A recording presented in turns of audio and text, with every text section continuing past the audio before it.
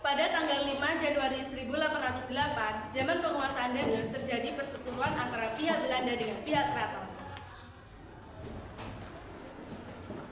Pembangunan jalan ini harus cepat dilaksanakan, mulai Anya hingga Manarukan. Saya tidak mau tahu, segera bukakan akses untuk melancarkan pembangunan jalan ini. Tidak, sebelum ada persetujuan dari pihak kami, cari saja jalan yang lain. Tapi jalur inilah yang saya mau. Tidak! Kedua belah pihak sama-sama bersikeras mempertahankan. Ia akan memperlancar sistem birokrasi kita. Sri Sultan Hamengkubuwono V masih begitu muda, bagaimana mungkin bisa memimpin kerajaan kita?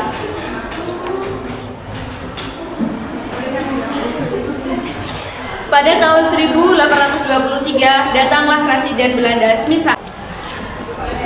Pada tahun 1823, datanglah Presiden Belanda Smith. Bagaimana kalau saya gantikan sementara posisi Adik Baginda?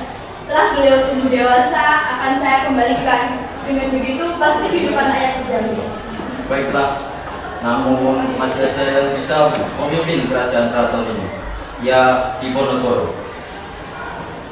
Karena bisa seperti itu.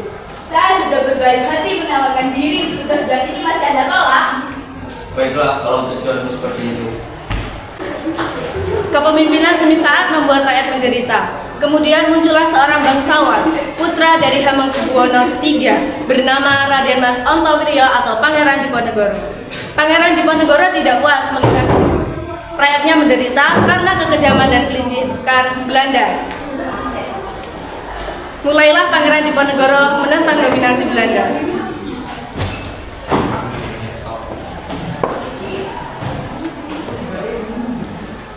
Aku dewe mangan. Soalnya sing ada rasane perih.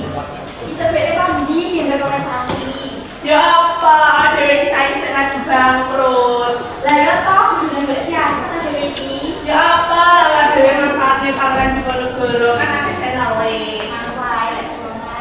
Iya.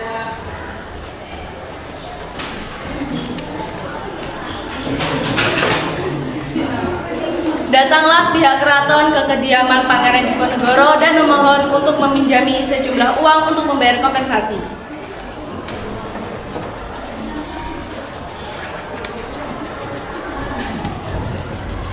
Baik, akan saya usahakan. Insya Allah semuanya ada jalan.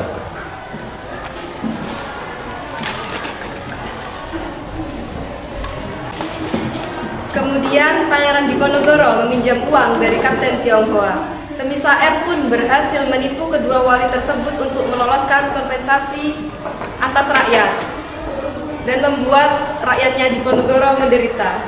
Diponegoro sangat membenci perlakuan dan penguasaan Belanda di Indonesia, sehingga beliau melakukan perlawanan.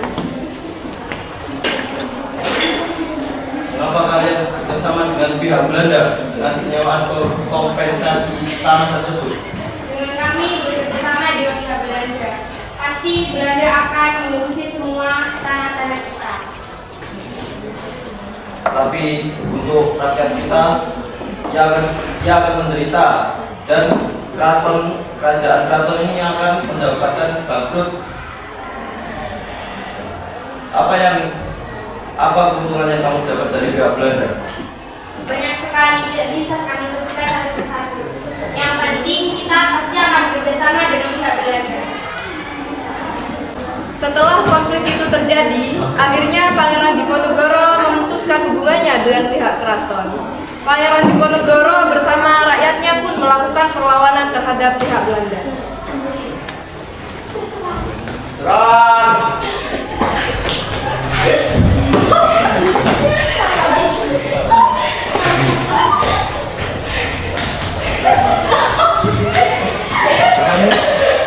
Proses pembangunan jalan Anyar dan Panarukan.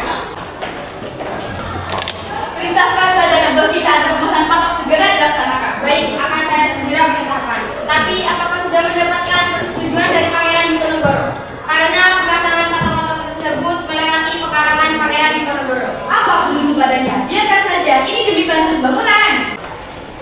Setelah Pangeran Diponegoro tahu Beliau memerintahkan rakyat untuk segera mencabuti patok-patok tersebut. Sopo sing ngomong jebuli kata-kata ini? Ayo masak meneh. Ora sudi, iki wis urusane Pangeran Diponegoro.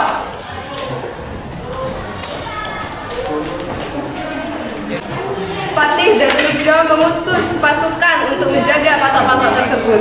Dengan keberaniannya, pengikut Diponegoro mencabuti patok-patok tersebut dan menggantikannya dengan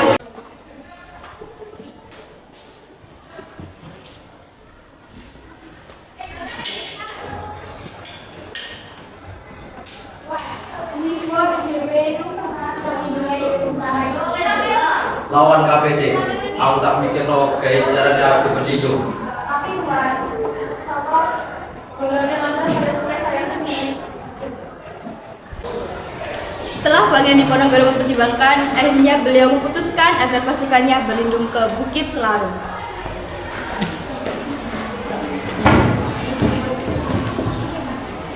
Ayo, gawe benteng pertahanan neng Bukit Selarung ini. Tuhan.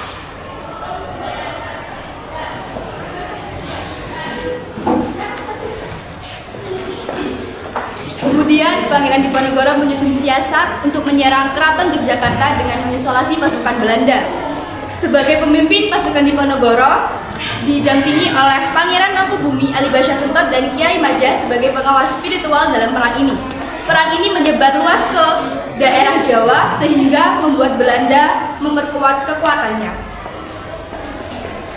Kuatkan pasukan kita untuk melawan Diponegoro. Kirim letkol Tuanas ke Tegal dan Pekalongan. Kirim juga letkol Diel ke daerah Banyumas. Tetapi kita harus benar-benar memperkuat pasukan kita, Jenderal. Bagaimana kalau kita meminta bantuan dari pasukan kita yang berada di Sumatera Barat? Lakukan saja kalau itu memang yang terbaik. Baiklah. Belanda menghancurkan pos-pos pertahanan milik pasukan Diponegoro sehingga pos Diponegoro dipindahkan dari Gua Selarung ke Dekso atas pimpinan Alibasya Sentot. Lalu Alibasya Sentot berhasil mengalahkan pasukan Belanda di daerah bagian barat sehingga pasukan Diponegoro pun mendapatkan kemenangan.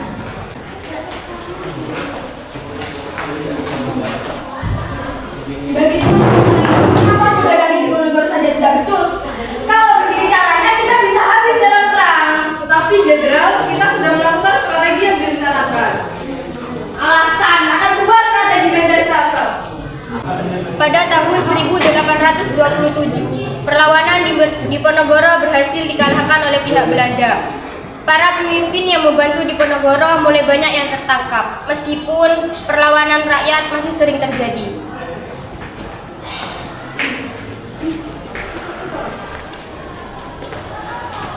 Serang pemberontak Raden Londo, ojo sampai belum mau ditindak. Iya Tuhan, kata disebut kekuatan masyarakat.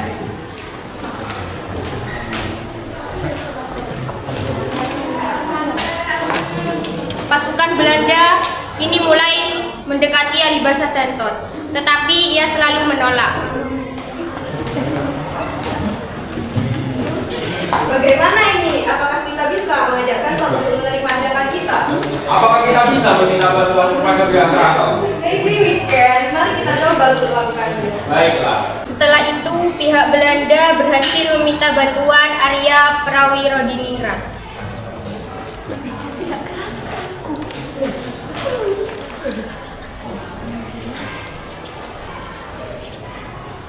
Ya apa, gambar terima mengenai Belanda.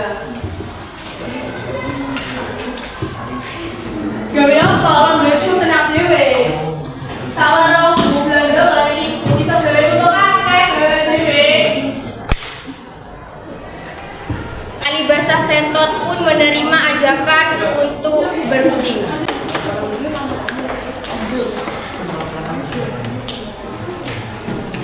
Bagaimana Tuan Alibasya? Apa yang akan Anda pertahankan dan apa yang akan pihak kami dapatkan? Biarkan aku dan Pangeran Diponegoro berjuang di jalan Allah. Baiklah, tapi setelah perjanjian ini berakhir, kalian semua harus menyerahkan diri kepada pihak kami.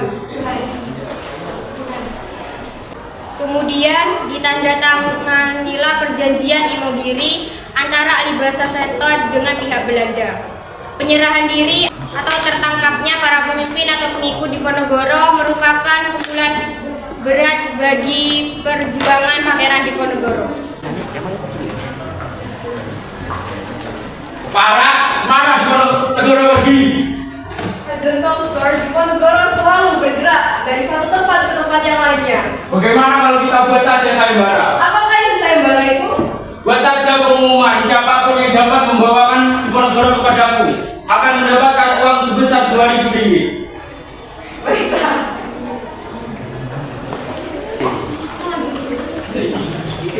Segera pihak Belanda menyebarkan sayembara tersebut tetapi tidak ada yang tertarik.